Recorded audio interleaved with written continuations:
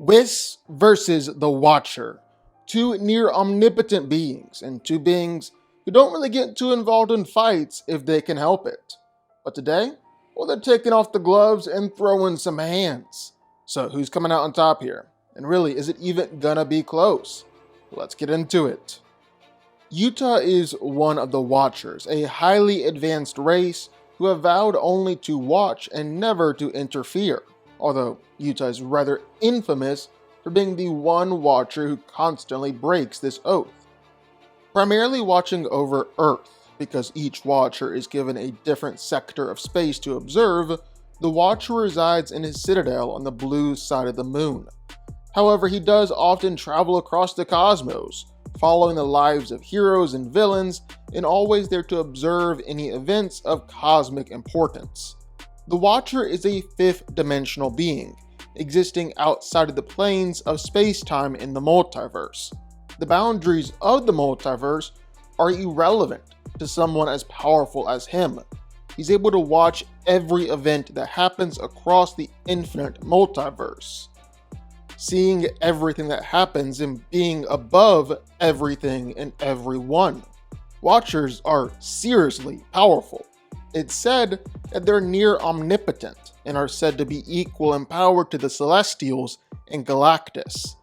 Now, the Watchers don't really have a whole lot of feats, mostly because their whole vow of non-interference, but Utah is kind of the exception to this rule. He's interfered more than anyone else, so he's got more feats than any other Watcher. He's basically able to do anything that he wants to do, manipulating the fabric of space-time, manipulating reality with just the wave of his hand. He can teleport and create force fields, travel through time, reflect any attack coming his way, control the base fundamental force of magic. Utah the Watcher is simply a being who operates on an infinitely higher level of existence, and so he can do whatever he wants. Utah has been able to battle against Aaron, a rogue Watcher who was threatening the universe, and their battle was powerful enough to rage across the infinite rivers of reality. And having had enough, well, Utah just simply turned Aaron into pure energy, although he said he could have erased the Watcher altogether. Then there was his battle against Infinity Ultron, a multiversal fight where each punch and attack they were throwing out was shattering universes and shifting the very fabric of the multiverse. End of the day, the Watcher is one of the most powerful beings in the Marvel multiverse, a true cosmic abstract that's up there with the best of them. Beerus is the god of destruction in Universe 7, the universe with all our main heroes, and his primary responsibility is keeping the universe in order. He's the brother of Champa, the student of Whis, one of the most powerful warriors in all of Dragon Ball history, constantly pushing Goku and Vegeta to reach his power level. He can destroy planets like they're nothing and absolutely loves food. He'll save a world if they have delicious treats, but destroy it if he doesn't like its food. Basically, Beerus is a force to be reckoned with. Beerus has absolutely insane power, to the point where he can easily send a Goku flying with just a flick. He can overpower and hold back Vegeta, beat Vegeta with just a flick of his wrist while only using 1/10 of his power. He can easily defeat Buu and Gohan. Then there was his big fight against Goku. It was said that Beerus and Goku repeatedly hitting each other was sending out powerful enough shockwaves that were threatening to destroy the universe and reach the Kaiotian realm. Then the same thing was probably going to happen with his fight against his brother Champa. Gods of destruction are never supposed to fight, because they're so powerful that if they fight, they'll mean the destruction of multiple universes. And then there's Beerus' key. He can blow up a planet with absolutely no effort whatsoever. He can destroy a planet with a sneeze. Even destroyed the sun and stars before. His blast with Champa would have threatened to destroy the whole universe. He can even shoot out blasts that could have killed several gods. Overall, Beerus is one of the most powerful and versatile characters in Dragon Ball history. He's well above the likes of Goku, Vegeta, and Frieza, and is even arguably above other gods of destruction. And yet Whis is able to come in and effortlessly one-shot him. Beerus can be raging, destroying planets all around, and Whis can take him down with just one hit.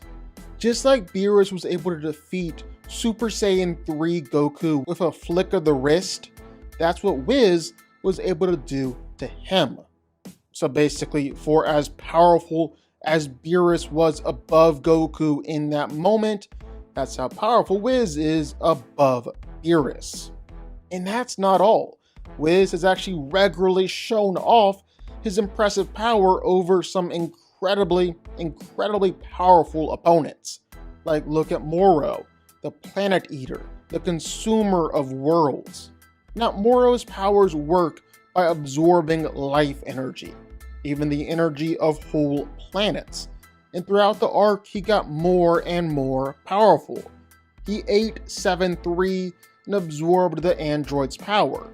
He absorbed the power of the angel Beerus and gained the ability to use Ultra Instinct, and because his body wasn't able to contain all the power of Ultra Instinct inside of him, he actually ended up fusing with the Earth itself, becoming Planet Moro. Now, he could already fight against Goku in his perfected Ultra Instinct state before this, which is incredibly impressive. But as Planet Moro, well, he was able to hold back Goku even after all the Z Fighters gave them their chi and amped him even more. Moro is one of the most powerful villains we've ever seen.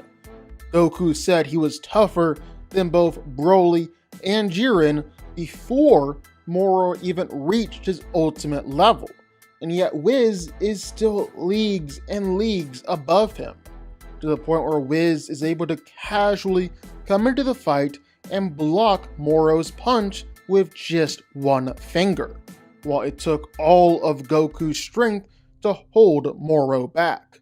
Whis is just on a whole other level. And we even see this directly with Goku himself. By this point in the series, Goku has mastered Ultra Instinct, allowing him to finally step into the domain of the gods of destruction and defeat the likes of Jiren at his absolute best. It's enough to get the gods themselves to stand up. This is true power, and Goku at his best. And yet, in different sparring matches with Whis, well, Whis is able to make even this version of Goku look like an absolute joke. He's able to casually finesse him without even really trying, easily parry all of Goku's attacks. The Saiyan wasn't able to land really any decisive blows throughout the fight, and Whis ended up one-shotting Goku straight out of Ultra Instinct. Whis' power is just absolutely on another level compared to pretty much every other fighter in the series. He lives in a constant state of Ultra Instinct, and because of that, well, he was able to casually dodge an enraged Broly. He can easily dodge attacks from both Goku and Vegeta and spar against both of them at the same time, even simply blocking punches from them with just his finger. Like I said, Whis is almost on another power level altogether compared to these fighters. And that's not all his powers either. No, Whis is unique in that he's got powers like the ability to rewind time, which he usually uses in order to undo the messes that Beerus' rampages tend to cause. He's able to travel through time, open up portals, even create dimensional rifts, and destroy space-time and pocket dimensions. And if Whis wants to, he can even resurrect the dead, like when he resurrected Frieza. So, who wins? Well, let's break it down. Now, honestly, this fight is kinda tough to gauge because both of these guys so rarely get involved in actual combat. And on top of that, well, the Watcher can be a little bit inconsistent at times. Like, for as powerful as he is, well, he's been knocked around by Red Hulk. He's actually straight up killed by Nick Fury.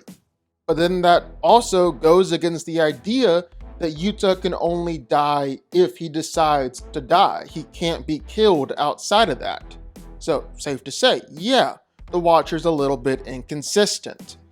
But at his best, well, what we've seen from Whis, they say he's probably high universal. Maybe possibly low multiversal, and that's just from scaling him off the likes of Goku and Beerus, and knowing that Whis is more powerful than them.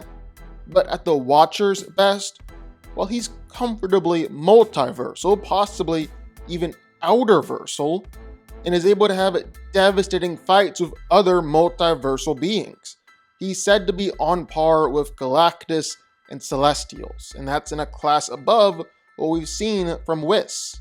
And that was all before Yuta absorbed the apex of all realities, the intersection of every pathway in the multiverse. He's an insanely powerful being. Again, it's a little hard to say which one would win in a fight because they just don't fight that much. Whis is clearly a better, more traditional fighter, but the Watcher is just way more powerful. If he's on par with Galactus, then he's beating Whis. He's a fifth-dimensional being, near omnipotent, and I think the Watcher is coming out on top. The Watcher wins.